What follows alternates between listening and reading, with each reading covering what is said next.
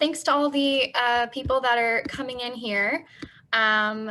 We are going to begin our Green in the City session with our first musical guest. This is Shane, also known as TaToe. And this set is supported by the London Arts Council, their London Arts Live program. So at this point, I'll welcome Shane to start off the evening.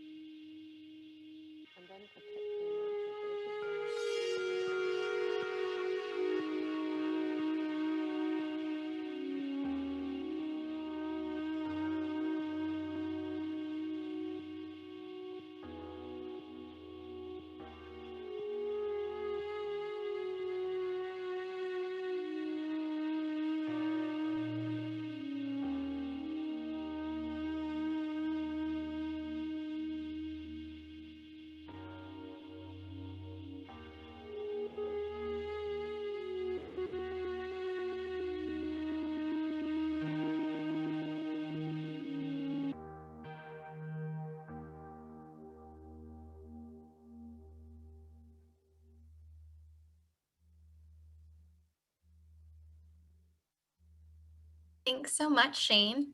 That was wonderful. Thank you. Mike. Thank you. Thank you so much. I hope you all enjoyed it.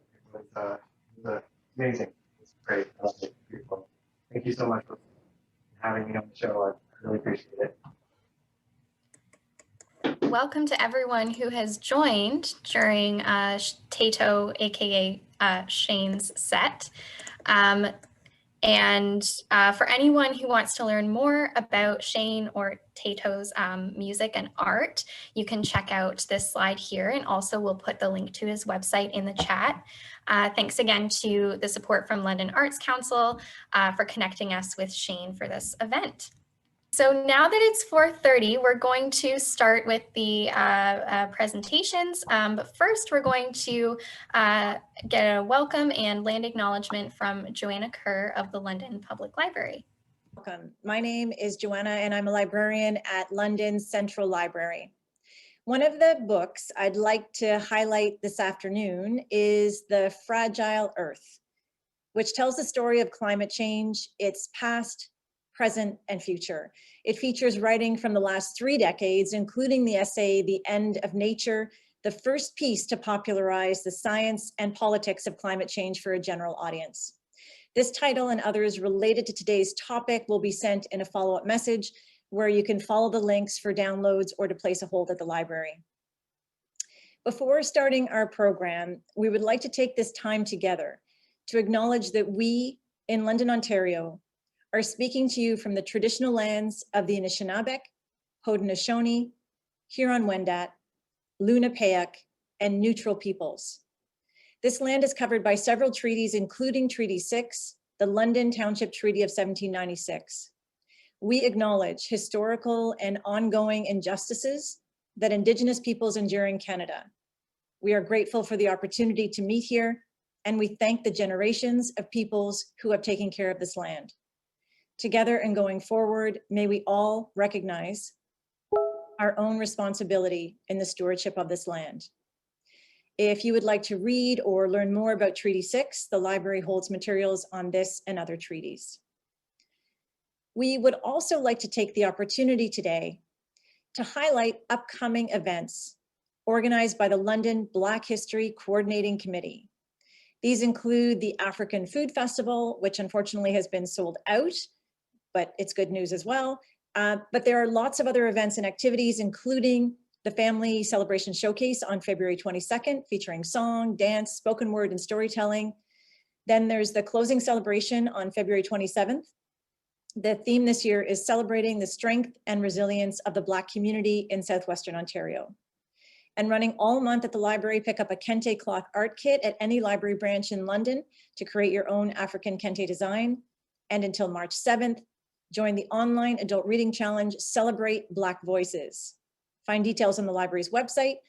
These are just some of the Black History Month events. Please check online for even more. Thank you very much. And now I'll hand it back to Leah.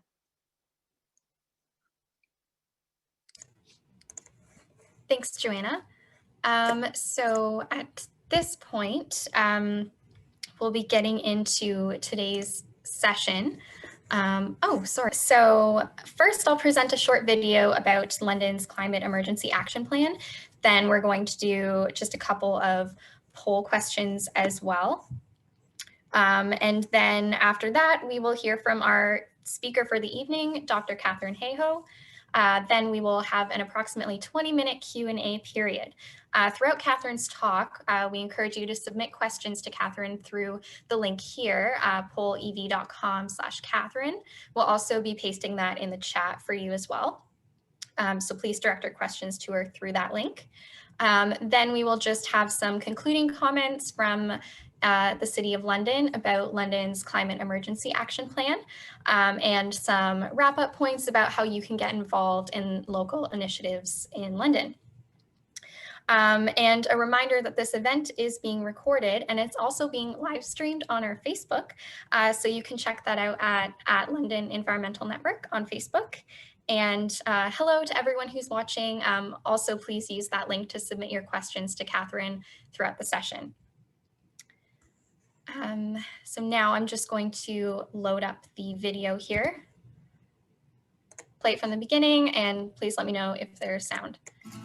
Well, hey there, London. Remember me? I told you all about how we're reducing greenhouse gas emissions and the great progress we made with the Community Energy Action Plan, the CEAP for short skis. More on that in a minute. But for now, here's a quick little update on our ongoing community challenge to beat back those pesky carbon emissions. See you after the feature presentation in the lobby for even more exciting news.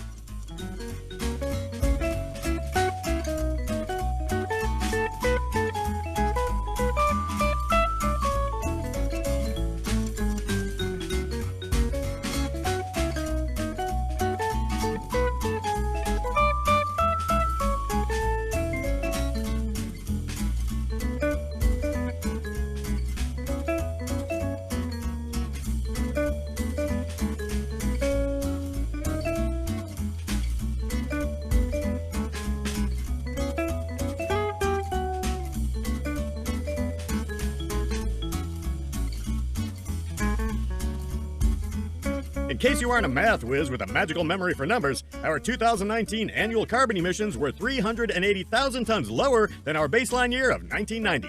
While it's definitely good news, we have a long way to go.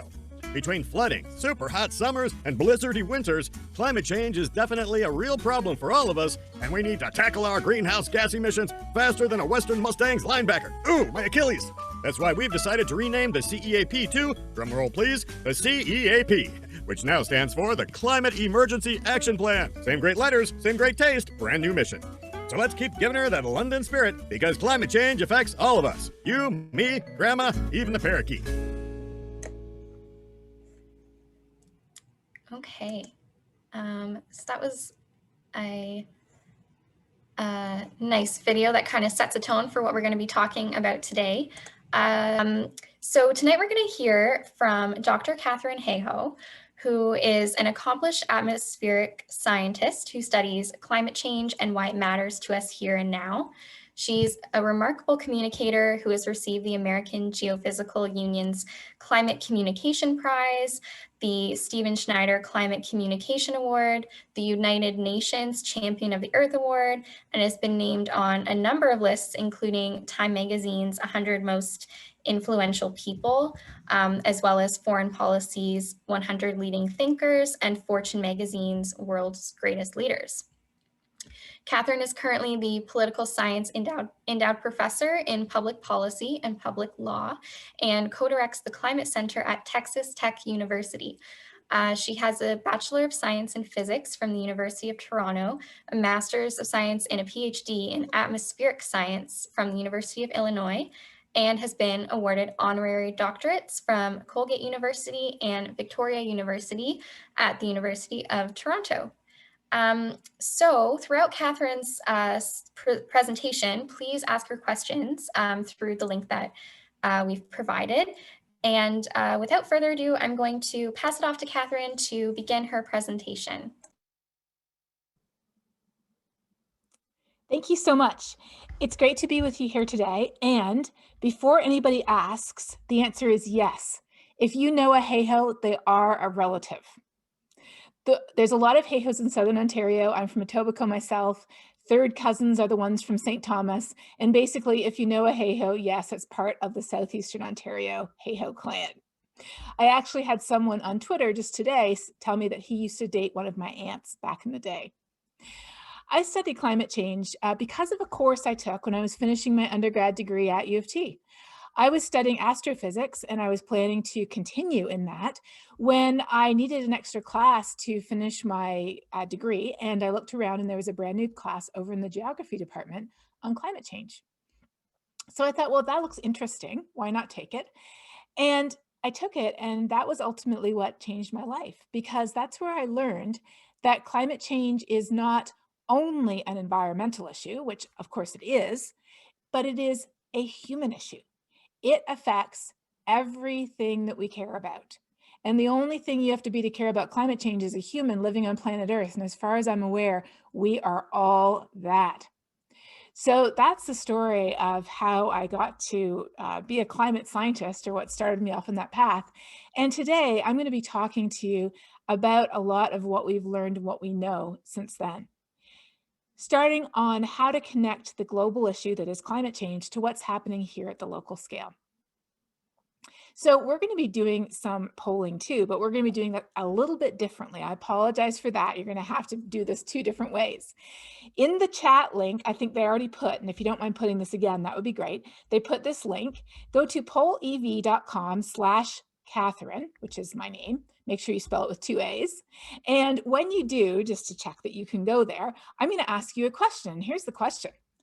And these days with COVID and with lockdowns and with everything that's going on, this is a real question. In one word, just one word, please, how are you feeling? Can be any word that you want. There is a filter on bad language.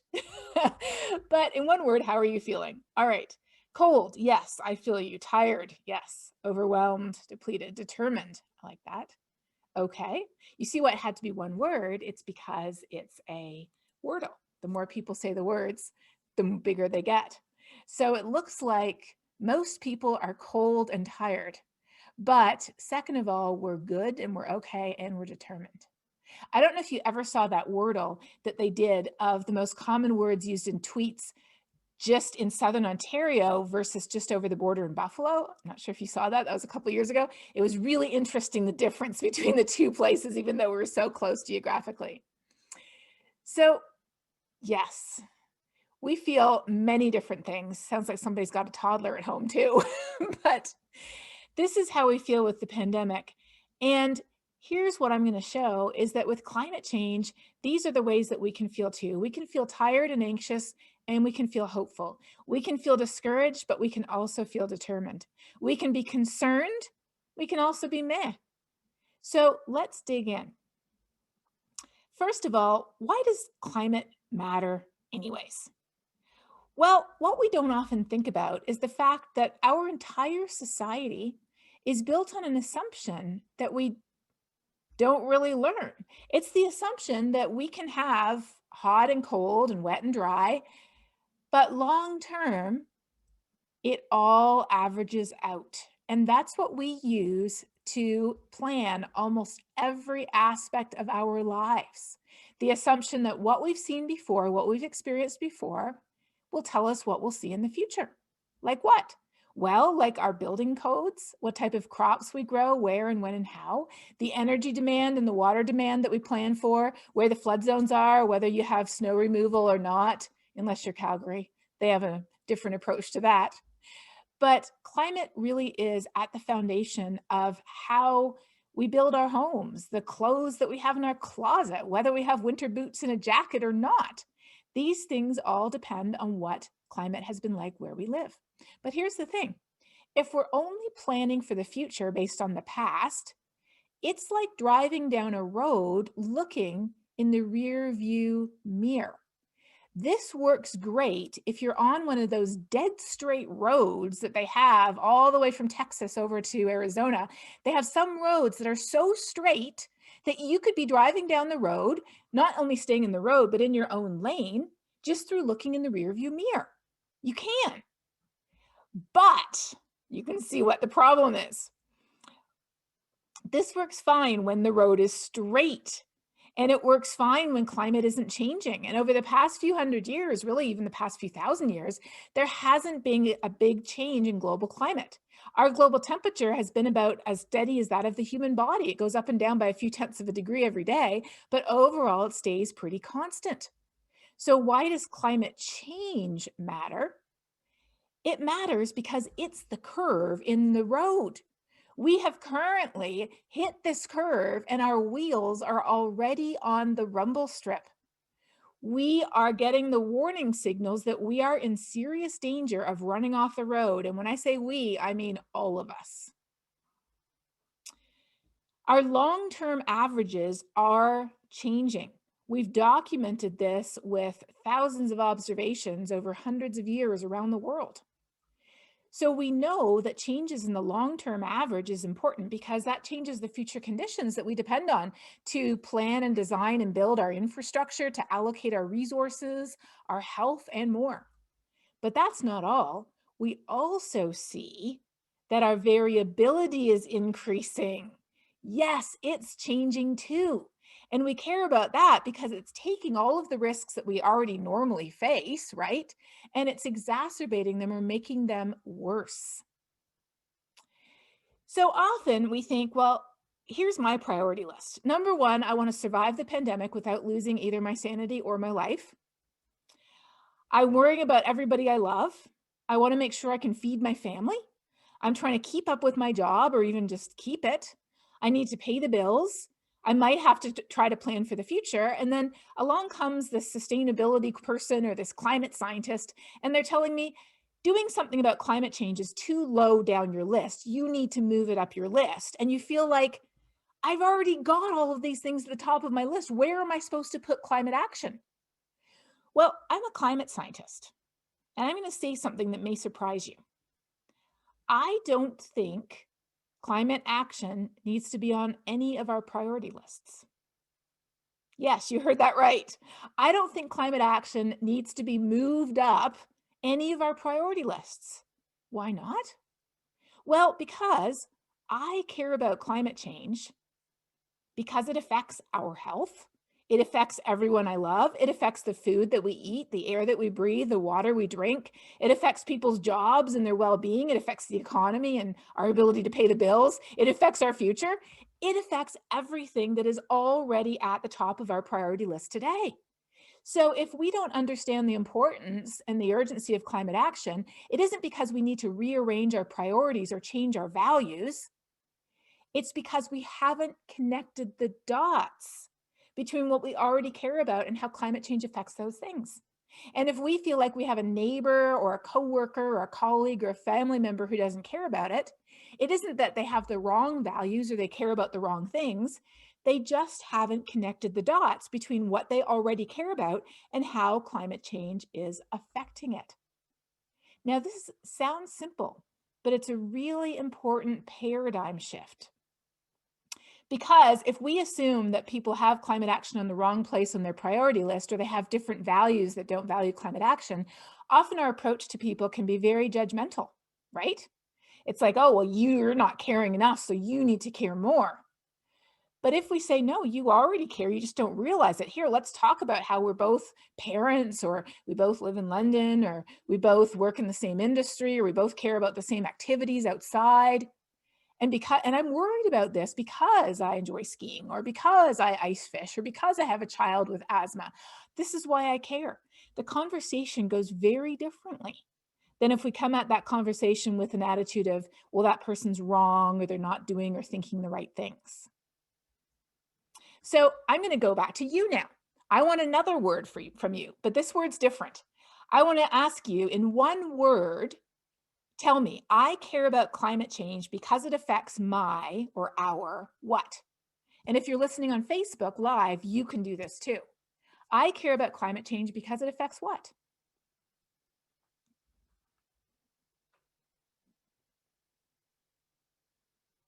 Absolutely. As you can see, we don't have all the same words here, and we shouldn't. We shouldn't have all the same words here because we all have different reasons to care, and that's okay. We can all have different reasons to care, as well as similar reasons. We care about our future. We care about our children or our grandchildren. We care about our well-being or our family.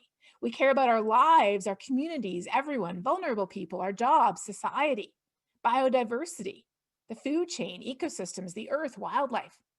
These are all different reasons, but they're all reasons why we care. So it isn't a case of making people care or changing their values such that they care. It's a case of finding out what people already care about. And if you don't know, then ask them questions. Ask questions to find out what people already care about, and then connect that to climate change. I've started conversations on climate change off with starting about knitting, talking about knitting or cooking or skiing or where I live in Texas or the condition of the lakes, the Great Lakes. You can start off with so many different things because caring about climate change, it matters to almost every single thing that we have at the top of our priority list today. All right. From here on in on Poll Everywhere, I'm going to open up the questions.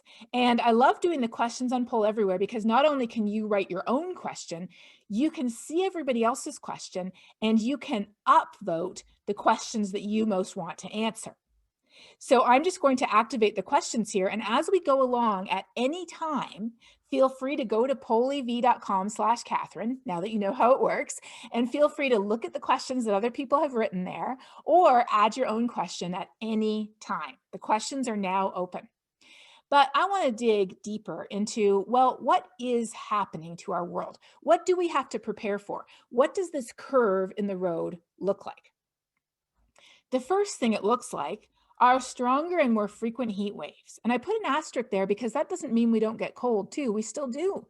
We still break cold temperature records, but we're breaking hot temperature records 2 to 3 times more frequently than cold temperature records. And we're seeing increases in heat waves around the world. Last summer in Siberia, they were actually above 100 degrees Fahrenheit. I know that's kind of a nice round number, but in Siberia. And scientists have found that that heat wave would likely not have happened. It would be pretty much impossible without the impact of a changing climate. In 2019, there were over 400 different high temperature records broken in the Northern Hemisphere summer. We know what that looks like here at home, don't we? We have heat wave after heat wave after heat wave. This is the one that happened this past summer.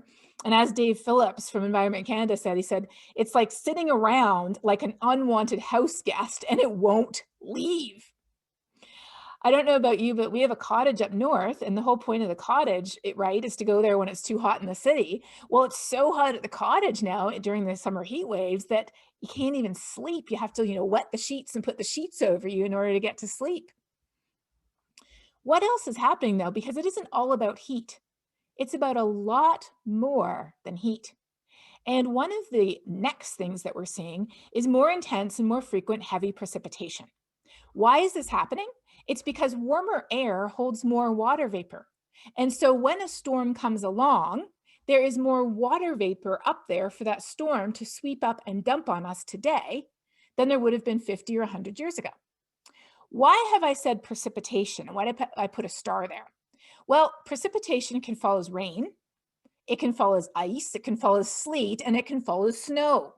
And despite the fact that the entire planet is warming, it is still cold enough to snow across most of Canada and a lot of the US too, as we saw this week, obviously. So we've already seen significant increases in heavy precipitation. I wish I had a pretty map like this for the US or for Canada. Unfortunately, I don't, but we're right here, right? So actually, I'm sorry, that arrow's on Toronto. I need to move that a little bit over to the west there, but we're right there in that area. And so you can see that we've experienced somewhere between a 40 to 50% increase in heavy precipitation already. And this heavy precipitation is increasing our flood risk. And in the Midwest, particularly, they've been having terrible problems with flooding. But of course, we have that in Canada too. In Canada's Changing Climate Report, which came out in 2019, they've got a lot of helpful maps there. If you haven't seen it before, I would encourage you to check it out. And one of the maps they have is showing how our snow cover has been decreasing And they're showing it by month. So you've got January to March up there, and you can see in Southern Ontario, it's brown, which means our snow cover has been decreasing in January to March. And then you've got the other months there, and you see how in October to December, it's been decreasing a lot. But here's the thing. Does that mean that it won't snow anymore? No, because there's actually 3 reasons why when a storm comes along and it's below 0, we are actually getting more snow in a warmer world. That's why I like to call this global weirding, not global warming. Let me explain. Reason number 1. Along the coast, you get these nor'easters. They typically hit along the northeast US, all the way up into the Maritimes. And in the Northeast, there is a lot of water vapor because it's right beside the ocean, right? So because it's warmer, more of that water vapor has evaporated. Along comes a nor'easter storm. It sweeps up all of that water vapor and it dumps it. So here is a figure showing the top 10 snowstorms on record for a bunch of Northeast cities: Washington, D.C., Baltimore, Philadelphia, New York, and Boston. The light green bars are the snowstorms that happened before 1990, going all the way back to the 1800s. The dark green bars are just the last 30 years. You see the point, right? We're getting a lot more heavy snow events, even though it's warmer in between. So it snows like crazy, and then it's warmer in between, and then it snows like crazy. That's reason number 1. But we've got reason number 2 because we're in the Great Lakes. And reason number 2 is lake effect snow. You probably know what lake effect snow is. You've probably heard about this before, but in case you haven't, it's when a cold air mass passes over one of the Great Lakes before it's frozen. So there's no ice covering the Great Lakes yet. So all that warmer water, it's evaporating, which is providing lots of moisture for that storm to pick up. And it picks it up and carries it along until it hits the other side of the lake, and then it dumps it as snow. Now, ordinarily, the storm systems blow over the Great Lakes like this, as you can see here. This is showing the storm track over Lake Michigan, Lake Huron, Lake Erie, and you see that it sort of blows from the northwest over down to the east. And over here on the right-hand side, this is a picture of Lake Michigan. You can actually see that snow going across Lake Michigan, right? Well, here's what happened last week. Or sorry, I should say, so here's what normally happens. This shows the snow belts that lie on the lee side of the lakes. So you know there's the huge snow belt by Buffalo, right? And that's why they have such good skiing there, usually because they get feet of snow. There's a big snow belt on the southern side of Lake Ontario, but not the northern side. And so typically, we don't tend to see the lake effect snow. But on Thursday, I looked at the radar because my mother texted me and she's like, how much snow are we supposed to get? I provide customized weather forecasts for most of my family. And so I looked at the radar and I saw that instead of blowing straight across or slightly downwards, the wind was actually blowing this way. And so what that meant is that storm system was going to go across the Lake Erie and Lake Ontario before it hit Toronto. And that's why that area got so much snow, is because it picked up all of that from the lakes. And if you go to the Great Lakes Environmental Research Lab, which I did, you can see that right now Lake Erie is only 1.7%, or sorry, that's cloud free. Lake Erie is only partially covered. There's only a tiny little bit of blue ice on Lake Erie. So Lake Ontario is mostly frozen, but Lake Erie is not mostly frozen. So it was available for all that moisture to pick up and dump on us. So that's what's been happening in Southern Ontario. But let's talk about Texas, because this is where I live now. So in order to talk about Texas, we have to go up to the Arctic first. And I have to introduce you to something called the jet stream. This is the jet stream. It is a narrow band of high velocity winds that circle the north of the planet, and they essentially seal off the Arctic air from the rest of the atmosphere. The jet stream is literally powered by the temperature difference between the Arctic and the rest of the world. So when there's a very big temperature difference, when the Arctic is very cold and southern US is not so cold, then you get a very strong jet stream that just whips around the world like this. But when the Arctic is warming faster than southern Canada and the United States, then the temperature difference decreases, and what happens? The jet stream slows down. It's not as strong anymore, it weakens. So what's been happening in the Arctic? Well, in the month of February, since 1900 up to 2020, you can see that down here, the southern United States has warmed by about 1 to 2 degrees Celsius. And up here, northern Canada and the Arctic has warmed by 2 to 4 or even 5 degrees Celsius. So what does this mean? It means that long term, the temperature difference between the Arctic and the rest of North America is decreasing because the Arctic's warming faster. If we look at what's happening just this week, this is from yesterday, you can see that up there in the Arctic, there's places that are 15 degrees Celsius above average. This is not the temperature, this is the temperature anomaly. So in other words, if it's blue, it's colder than average. If it's red, it's warmer than average. And up there in the Arctic, it's 15 degrees warmer than average. That's a huge warming. So what happens is that jet stream, as it slows down, it starts to wiggle. It starts to wiggle big time.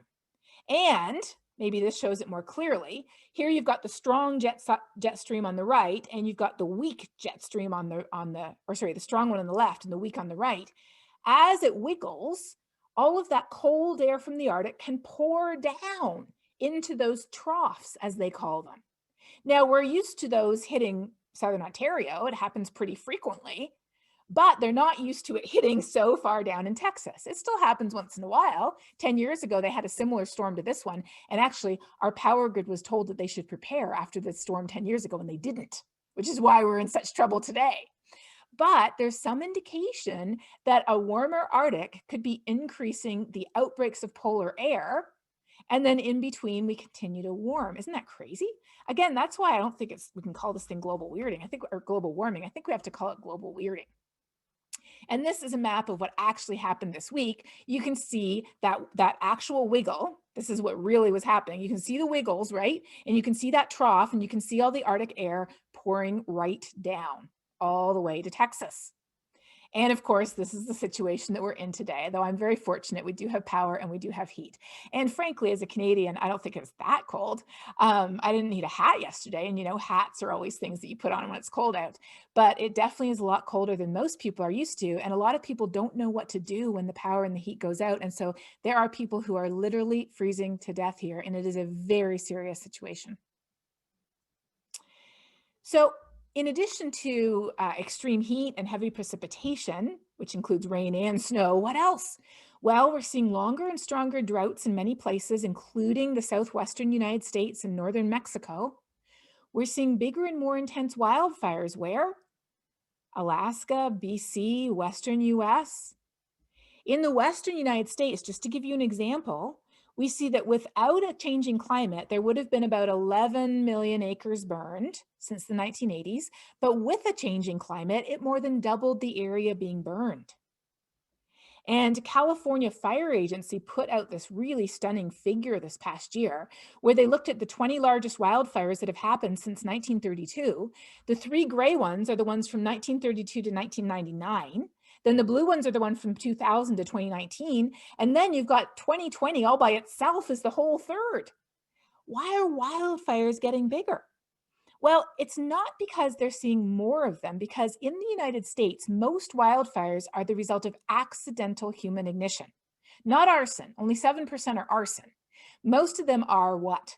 Somebody dumping a load of burning garbage into the dry brush.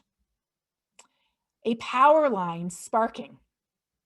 Somebody leaving something plugged in their shed or their garage that shorts out and burns down the garage and their house and their neighbor's house and then starts a wildfire. Or people letting off fireworks at gender reveal parties. Yes, those are all real reasons for a lot of these mega fires that started. So where does climate change come in? Well, imagine you drop a match into a pile of green, wet wood. What happens? Not very much. Then imagine you drop the same match into a pile of bone dry kindling. What happens? It goes off, right?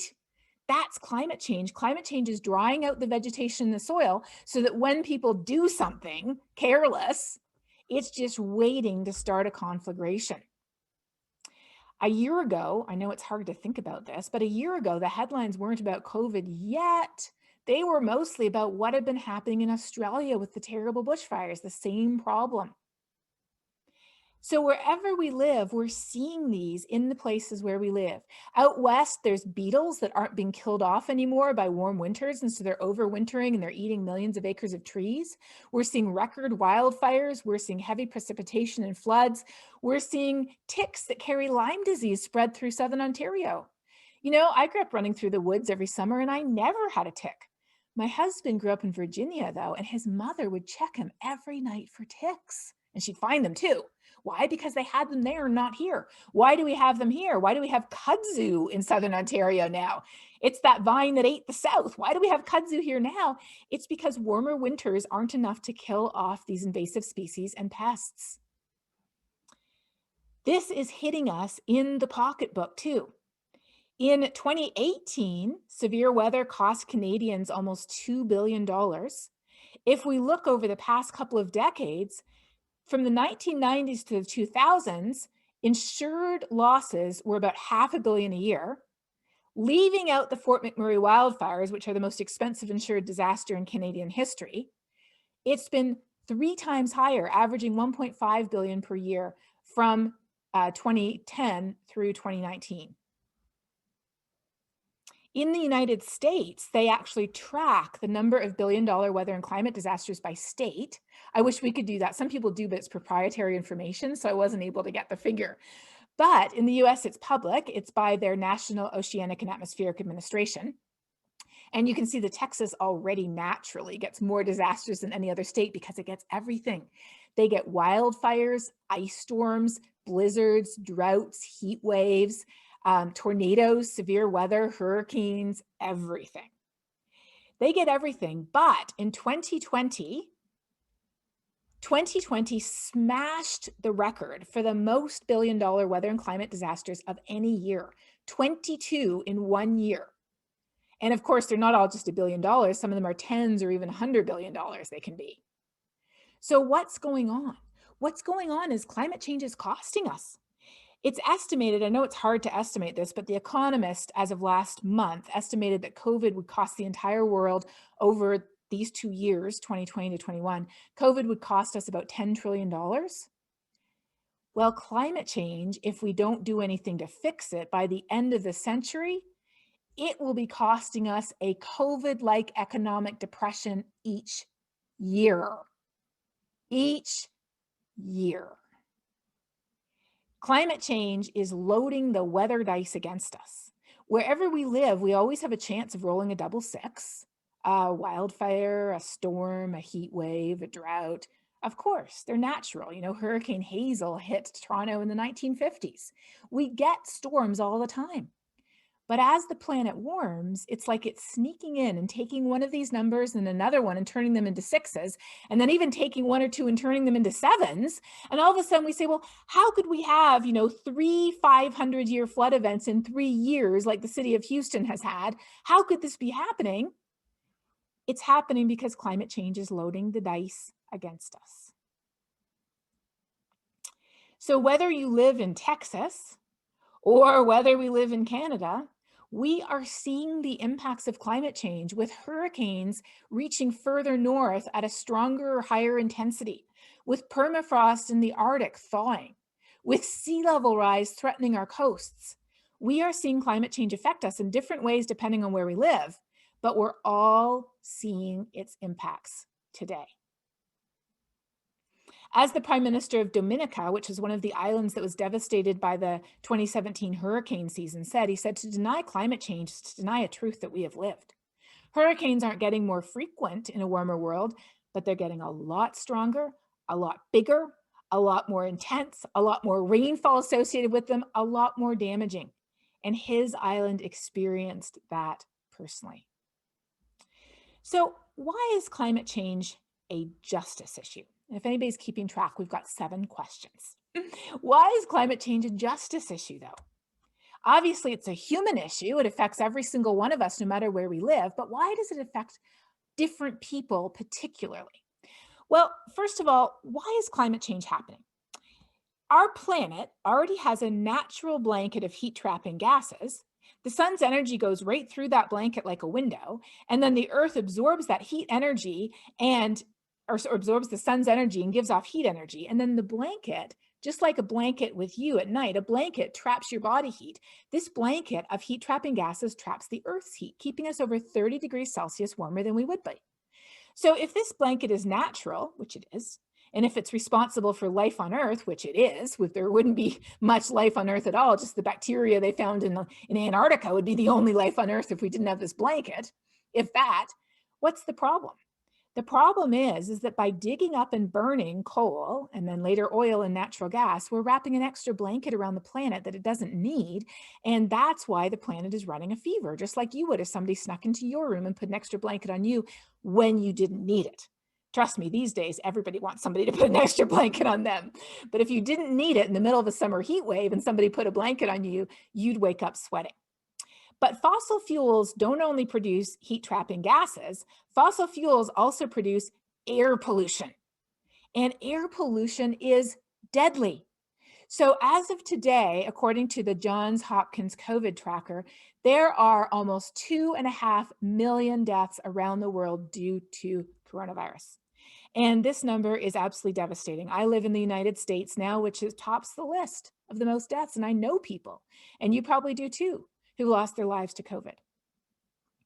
But did you know that fossil fuel air pollution causes more than 8 million deaths every year? 8 million every year. Think of all the headlines about COVID, and then think of how many headlines that you've read talking about how fossil fuel air pollution kills 8 million people a year. It is the silent killer. And who is most vulnerable to air pollution? People who are poor, people who are disadvantaged, people who can't live in places that have better air quality. Those are the people who are disproportionately affected. There's a link to COVID even. It turns out that if your lungs have already been exposed to air pollution for a long period of time, when you're exposed to coronavirus, you're more likely to get it. When you get it, you're more likely to get very sick from it.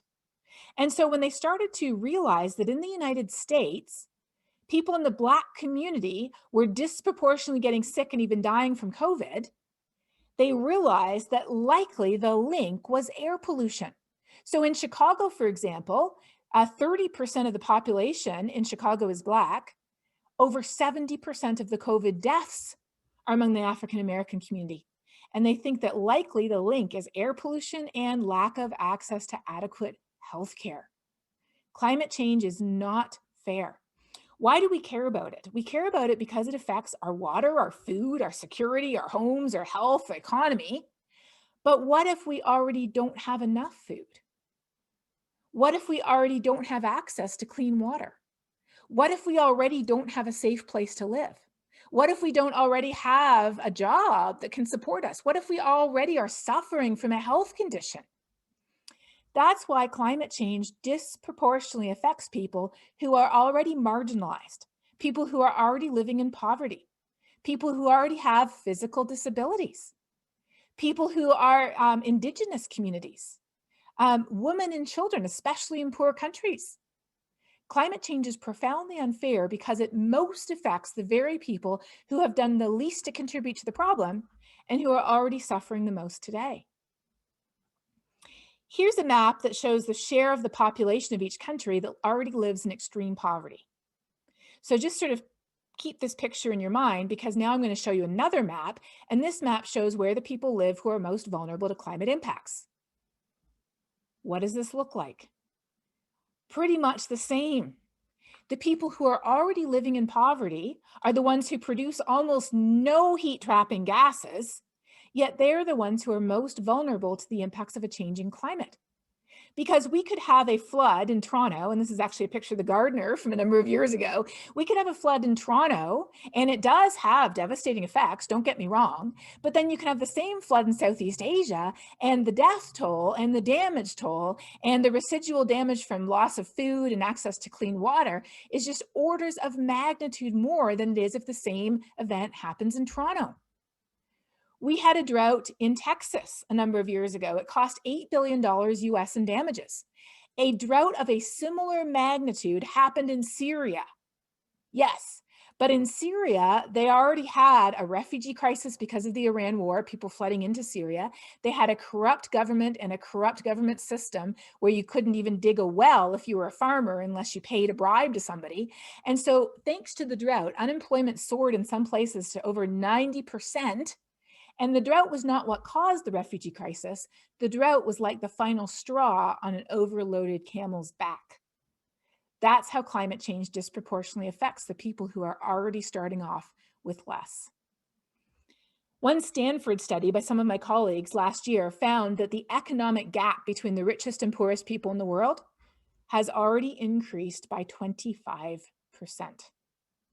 And the United Nations announced that climate change threatens to undo the last 50 years of development, global health, and poverty reduction.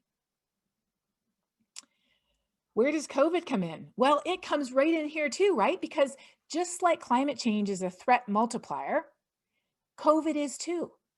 COVID is fueling more conflict, more poverty, pushing millions more children and people deeper into poverty. In fact, this cartoon, I think, is very apt. We've got COVID, we've got the economic recession, and then behind it, we've got a giant tsunami of climate change. It hasn't gone anywhere. So question number 5, what do Canadians think about all this? I find public opinion polling data fascinating. Do we really believe that a thermometer would give us a different answer depending on how we vote? Well, apparently we sort of do. Is the Earth getting warmer? Now, just for the record, we have known that the Earth was getting warmer since 1937. That was when Guy Callender, who's a British engineer who was born in Canada, so we will claim him as our own. Guy Callender was a British engineer who, in between designing weapons for the British government for World War II, he got very interested in climate. He rode around, or World War I, I should say. He rode around the world, collected temperature data, and in 1937, he published a paper, a scientific study saying, well, in essence, it's really interesting. He says, you probably won't believe what I have to say, but I will show you that over the last 50 years, the entire world has warmed due to the emissions of carbon dioxide from burning fossil fuels. He said this in 1937. Yet, 2 years ago, when Canadians were asked, is the Earth getting warmer because of human activities? This is what we said. This looks by riding. All the areas are by riding. And blue means 50% of people say, less than 50% of people say yes. And the most similar map to this map, the most similar map is what? In my opinion, it's the election results from the last federal election. Yes, climate change is the most politically polarized topic in the United States, but we are not far behind. So in our Global Weirding series, this is our Global Weirding series on YouTube. In our Global Weirding series, one of the most popular episodes is this one. If they just knew the facts, surely they'd change their minds, right?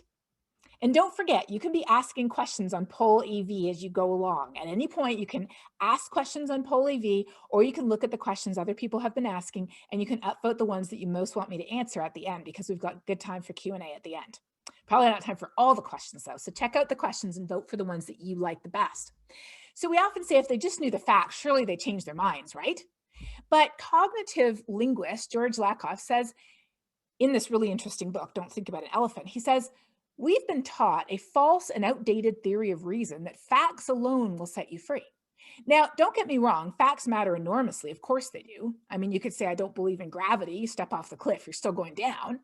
But to be meaningful, they must be framed in terms of their moral importance. And so even worse, if we feel like facts don't fit the frames in our brain, it's the frames in our brain that stay and the facts that are ignored.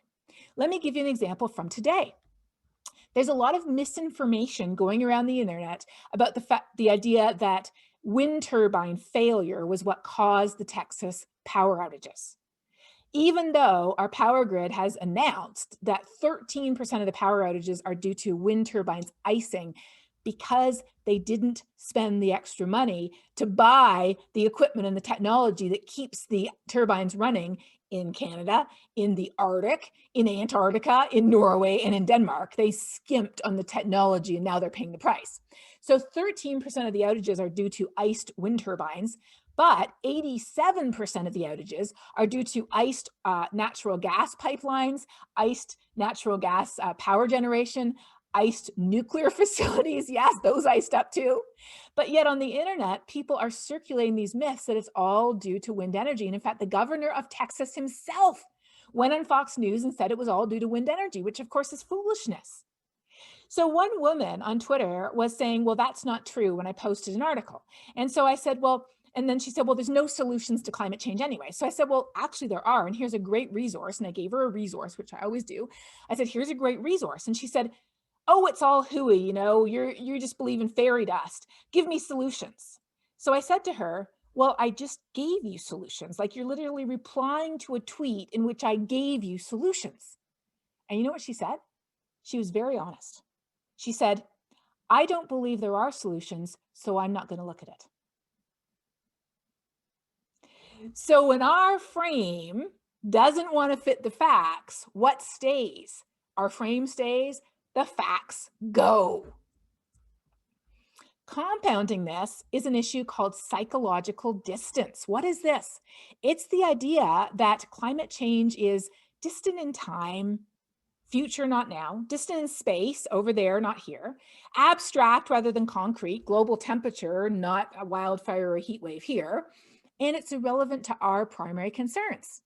I care about these things, and it's just environmentalists and David Suzuki that care about climate change, we think. I don't have this data for Canada, so I'm going to show it to you for the US, but we are certainly guilty of the same type of thing. This is showing public opinion by county this time. And when you ask people, is global warming happening? Most people actually do say yes. You say, is it going to harm plants and animals? So things that are not as relevant to us, people say yes. Is it going to harm future generations? People who are removed from us in what? In time. Yes. Is it going to harm people in developing countries? People who are removed from us in space? Yes. But you can see the numbers going down because we're getting closer and closer and closer to us, right? Plants and animals, future generations, people today in developing countries. What about other people in the US? Numbers have gone down even more. And then they said this, do you think it will affect you? This is psychological distance.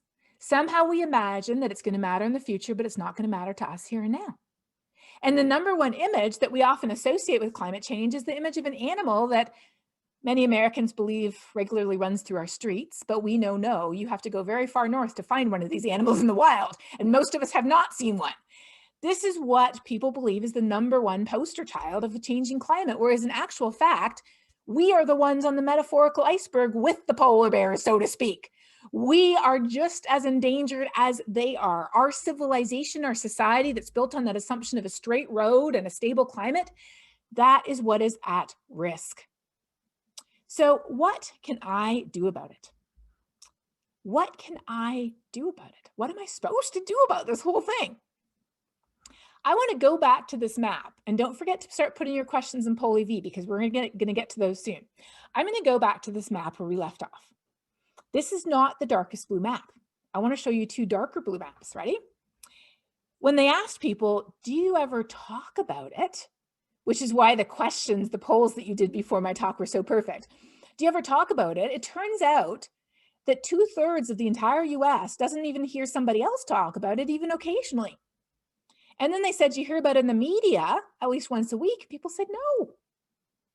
So here's where we start to turn the corner and see what it is that we can do.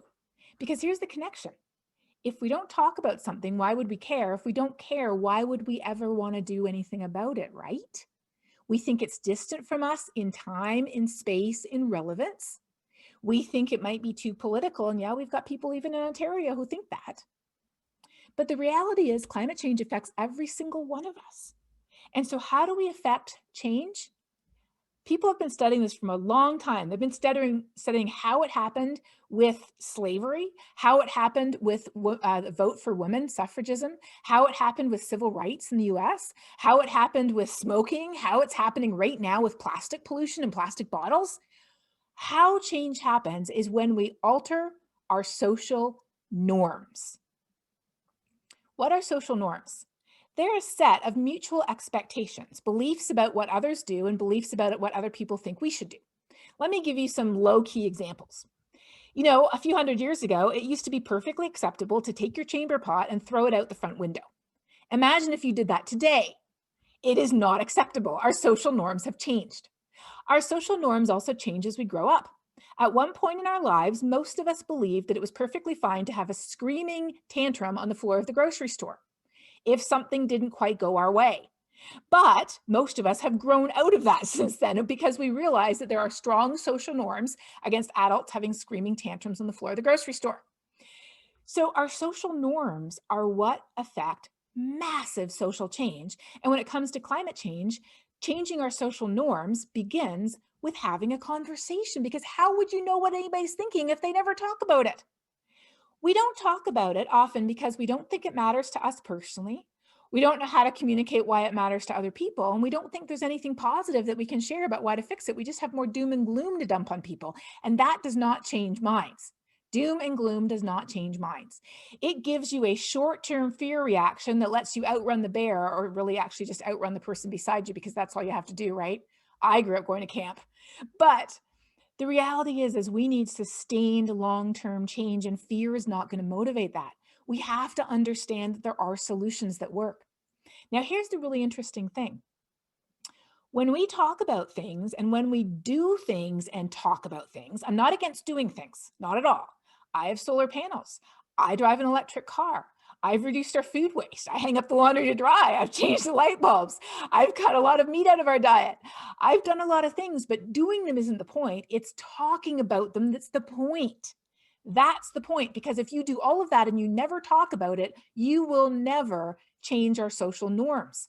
Imagine if Greta Thunberg, who most people know her name now, imagine if Greta Thunberg had convinced her family to stop flying, convinced her family to stop eating meat, reduced their carbon footprint, and not done anything else.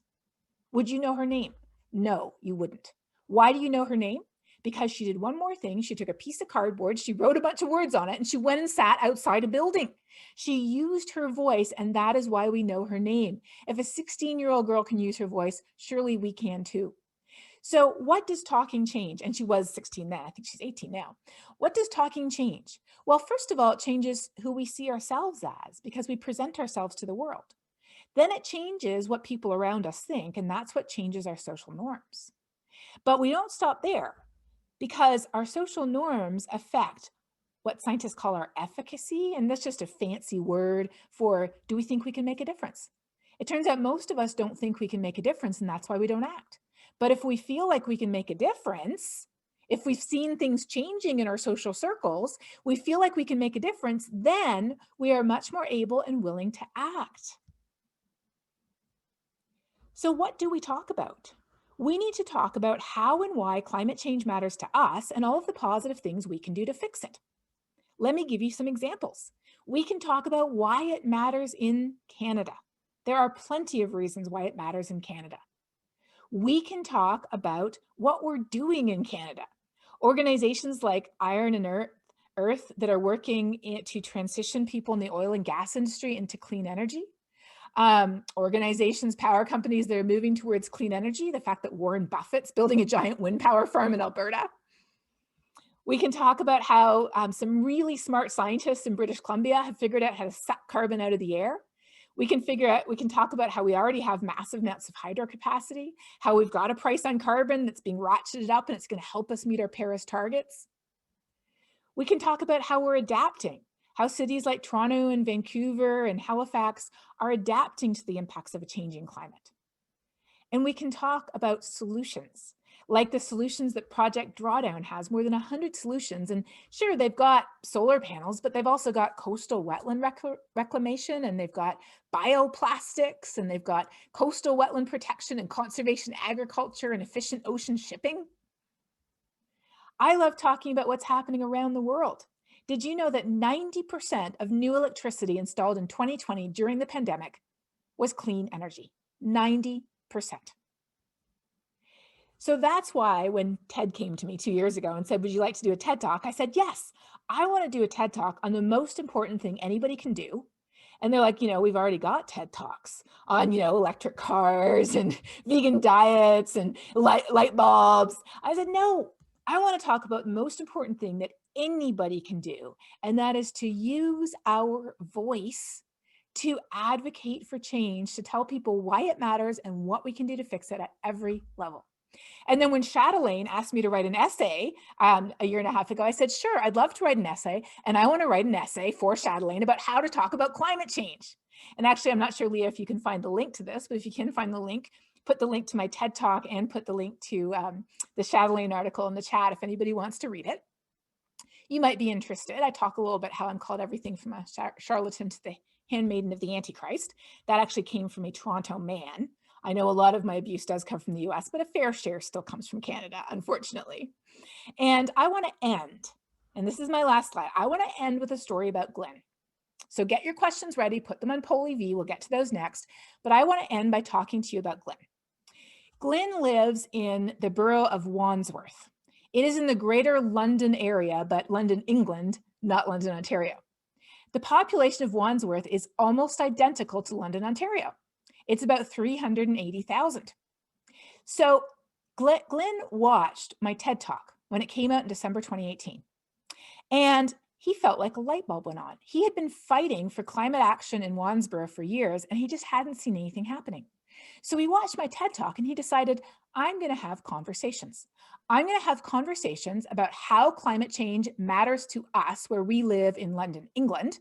And I'm going to talk about what we could do about it. We could petition our city council to declare a climate emergency and to devote funds to adapting to, preparing for the impacts of climate change, and reducing our carbon emissions too. So when I went over to the UK in May, my talk came out in December and I went over in May. I do about 80% of my talks virtually pre-COVID to reduce the carbon footprint. And when I travel, I only travel when I've collected enough events in one place so that I stay in one place like London. I take the train out to do like 20 events in a week. That's sort of the way I travel. So I was at my third talk of the day, I think, at the London School of Economics, and it had been a very long day. And so I was tired, I was ready to go. I packed myself up, I was heading out the door, and I saw Glenn.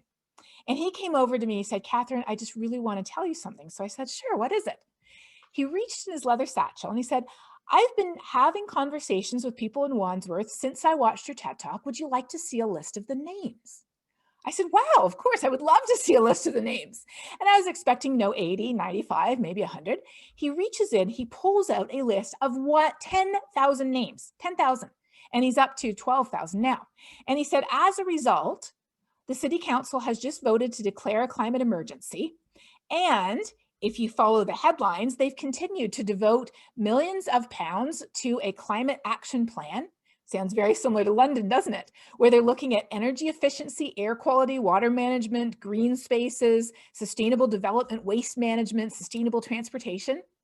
This all began with one man deciding to have conversations. Oh my goodness. So can one person make a difference? Yes. Who? You. The most effective person to have a conversation about climate change, according to the social science, is not me. It's not a scientist. It is friends and family and people you know. So be encouraged. Your conversations can and do make a difference. And talking about it is the most important thing we can do because it connects the global to the local. And we all care about the local. Thank you. Thanks so much, Katharine. That was awesome. So I think we'll go into the Q&A now. There was a lot of questions that came through. I did have a couple questions that we just wanted to ask you first. So we'll do our two and then we'll get to all the other ones. The first one, you kind of talked about this, but what have you found to be the greatest challenge in motivating communities to take action on climate change? You kind of touched on it on the end, but if you want to share the greatest challenge. Mm-hmm. I think the greatest challenge is often not knowing what to do. Change takes energy. Even if you're ultimately going to save money, it still takes energy to figure out what to do. So I'm a big fan of looking around and seeing who else is acting and what you can learn from them. I work with cities all the time. I've worked with cities mostly in the US, but some in Canada and other places too. And one of the first things I do is I say, all right, let's look at some other cities and see what they've done, because there's lots of pioneers. There's lots of associations like C40, and there's the Urban Sustainability Directors Network that's North American. There's a lot of different organizations where you can hear the successes and, even more importantly, the failures, because we learn the most from those. Because the biggest barrier I think we have is that we're really heading into unknown territory. And it's really kind of scary and difficult and challenging to do something differently than we have before. So recognizing that we're not alone is really important, and having conversations with people who are either at the same point as us or are slightly ahead of us, I think can be incredibly valuable. Awesome. And that kind of connects to my second question here, which is, from what you've seen in your presentations and in your work, besides big cities like Vancouver, are there any other North American communities that really stand out to you in terms of obtaining this community-wide buy-in for climate action? Yes, so there definitely are big cities. And in the US, for example, Houston, which is the home to the oil and gas industry in the United States, Houston has a climate action plan. They're going to meet the Paris target. I helped them prepare for the impacts of a changing climate, because that's what I do with climate projections.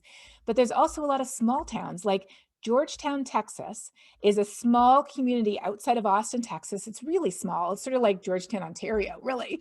And they decided, with a Republican mayor, which is conservative, of course, they decided to go 100% clean energy because they knew it would save them money long term. So there are some really amazing examples, both big and small, of cities that are taking action to make a difference, because a city is much more mobile, it's much more nimble than the provincial or the federal government.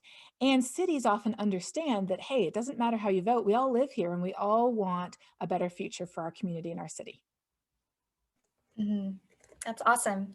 I guess we'll dive into the questions we got from the audience during your presentation. Are you fine if I just read them out to you? I have them sorted from the most upvoted at the top. Yes, absolutely. You just pick the ones that you think go best together. And thank you, Okay. everybody, for responding. We've got tons of upvotes, and it's not too late. You can still be upvoting as we're talking. So go ahead. So if there's a question you want, you can move it up in the list. So first one is, how can local communities face climate change through climate adaptation for greater resiliency? Thank you. Yes. So this is what I specifically work in. I work with cities and I help them develop their climate adaptation plans. And here's how we do it. There's 3 steps. Step number 1, what are you already worried about today? Not with climate change, just in general. Do you already have a flooding problem? Do you already have a problem with big socioeconomic disparities or gaps between different parts of the city? Do you have deteriorating infrastructure, like in Toronto, the Gardiner Expressway?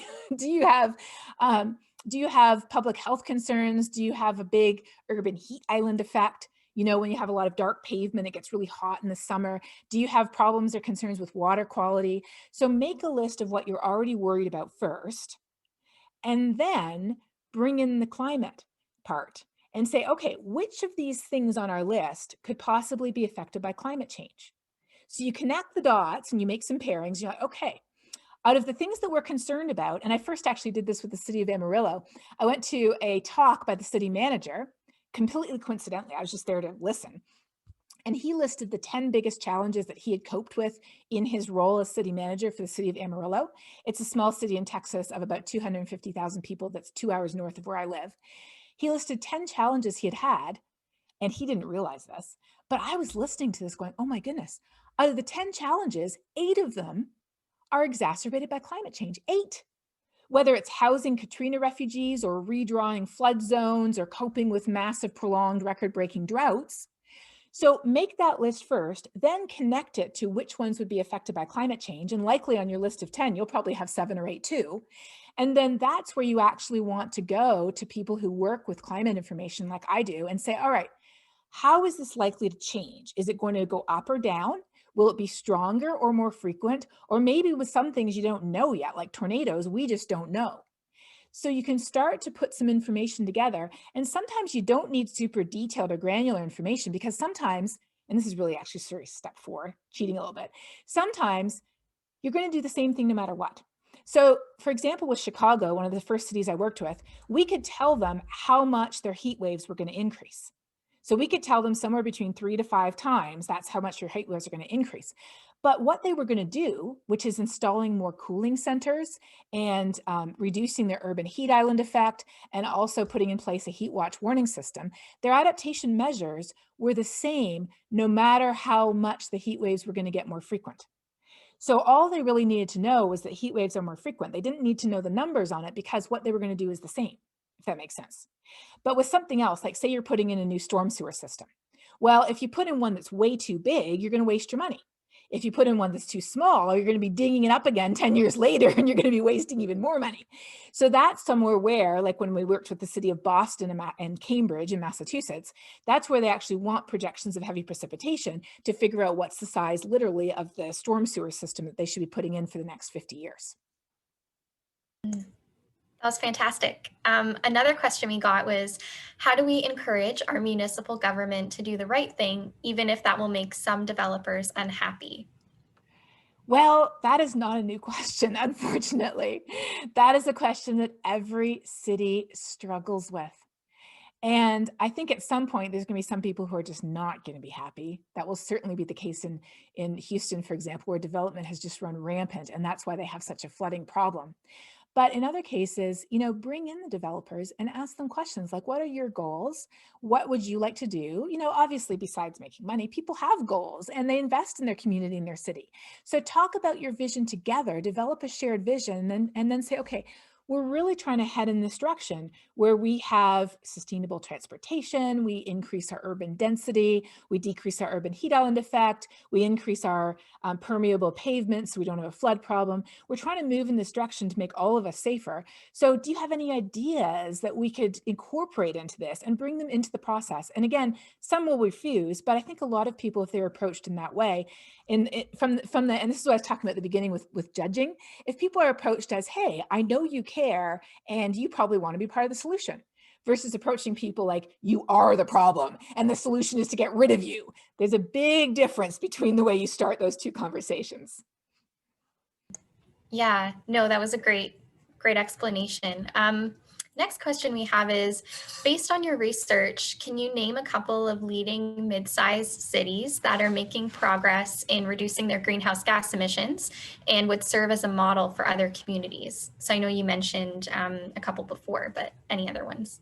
Yes. So what I would do specifically is I would direct you to the city organizations because they have all kinds of resources for all the different cities that are doing this. So rather than me naming a couple for you, what I want to do is I'm just going to, if you don't mind, just look this up really quickly and drop a link in the chat for C40.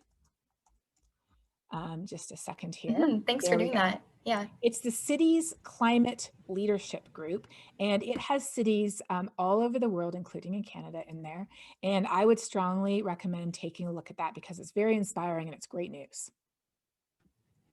Awesome. Thanks for sharing that resource. Yes. The next question we got that was upvoted was, how much does individual action matter versus government/corporate action? That's a great question. And the answer is that it all matters because we need system-wide solutions, but systems are made up of people. So why did Jeff Bezos decide to donate, $100 million to different climate change causes? I'm sorry to say it wasn't because he woke up one morning and just decided I'm going to do it. It's because all kinds of employees at Amazon have been advocating tirelessly and selflessly for Amazon to do more to help solve this problem. If you look at major corporations, you look at governments and why they're taking action, it's because individual people started that through having conversations about why it matters and what we can do to fix it. So Bill McKibben is a popular thinker and author on climate change and on environmental issues. If you're not familiar with Bill McKibben, I would encourage you to check him out. And he says something very wise. He said, the most important thing an individual can do right now is not be such an individual. And so he started the divestment movement, for example, which encourages individuals as well as universities and colleges and churches and cities to divest their investments from fossil fuels. And I know that's a very touchy issue in Canada for sure, because we have so much investment in that area, but there's better places, you can do it in a more sustainable way, or you can invest in energy in a different way. And so that's, for example, what Bill decided to do. but all of us as individuals can make a difference. And again, it begins with talking about it. Now, am I saying don't do anything yourself to reduce your personal carbon footprint? No, because how does it look if you start talking about why it matters and what we can do, yet here you are driving around in, they don't make Hummers anymore, but driving around in the equivalent of a Hummer, eating a giant steak every night and flying on a private jet to like yoga retreats in Bali. Like that, that just doesn't go together at all. But again, like I talked about with Greta Thunberg, remember? The most important thing she did was use her voice to talk about why it matters and what we can do to fix it, because that is what changes our social norms. So if you sign up for one of those like ugly food distributions to reduce food waste, because in Canada, I think I saw a horrifying statistic, something like almost 60% of the food we produce in Canada gets thrown out. 60% when there's people going hungry. And if food waste were its own country, food waste, all the food waste in the world, if it were its own country, it would be number 4 in terms of the most heat trapping gases it produces every year, because when organic material decays, it produces heat trapping gases. So if you sign up for one of those second foods or second harvest or ugly food distributions, do it and then tell people about it, right? If you get solar panels, they're contagious. The number one predictor of if a neighborhood has solar panels is if one person gets them first. Talk about it. If you find a light bulb that you love, LED, talk about it. If you read a book, talk about it. Talking about it is so important, and that's the way we as individuals truly can change the world. Awesome. We did have a question that asked if the session will be recorded and made available. And I just want to say the answer to that is yes, we're recording. We're also live on Facebook right now. I think we have about 1 minute to do this. Sorry, there were so many good questions, Oh, yes. but we'll pick one more, and we have about a minute. And the question is, how do we bridge the gap in polarization around climate change in our politics? Oh, I'm so glad you picked that one, because I was just looking at them and that's the one I would have picked too. So here's the really interesting thing. I have a colleague here at Texas Tech, his name is Chris Chu, and he studies psychological distance. So he has found that when we talk about impacts that are here and now versus in the future or on the other side of the world, not only does that decrease our psychological distance, obviously, because we're talking about something here and now, but it decreases political polarization too. So it's a twofer. You can actually, by engaging people in real impacts and real solutions right here in Southern Ontario and London, that will decrease political polarization as well as decreasing our psychological distance. And that is why the title of my presentation, Taking the Global Down to the Local, that is why it is so important. That is what makes the biggest difference. And working with even politicians and elected officials at the local level, city council people, people who are on school boards, people who are trustees, working with people like that, they can make real differences in the places where we live. It doesn't all have to be a federal game. It doesn't have to be an international game. Every single one of us can make a difference. That was awesome, Catherine. Thanks to everyone for your questions, and thank you again, Catherine, for your presentation. Yeah, so now I'll invite Jay Stanford from the City of London to share some concluding points about the Climate Emergency Action Plan in London.